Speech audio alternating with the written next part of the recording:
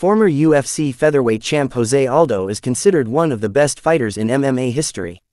One of the many skills that made him so good was his takedown defense. The Brazilian was renowned for his ability to negate his opponent's wrestling, and famously stopped 16 of 16 takedown attempts from reigning bantamweight champ Merab Dvalishvili when they fought.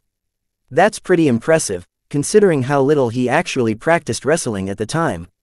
During a recent interview with MMA Hoje, the former UFC champ claimed that he did not train wrestling at all for the final 5 years of his career.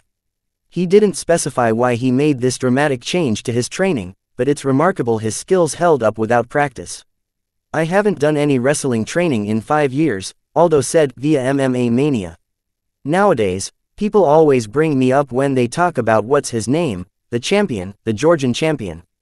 Merab. People say, oh, you stuffed all 16 of his takedown attempts. He's like a wrestling professor, a Naruto of grappling. Bro, I haven't trained wrestling at all. The defense I have is something I drilled years ago, and it still works. They compare me to American wrestlers, and I don't even train wrestling, while they've been doing it all their lives.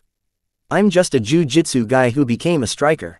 While Aldo spent the best years of his MMA career in the featherweight division, he closed out his career in the UFC bantamweight division.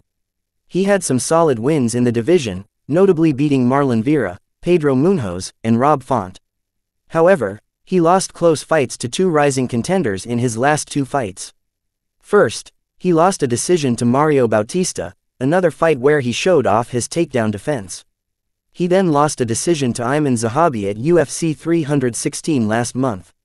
He retired in the octagon after the fact.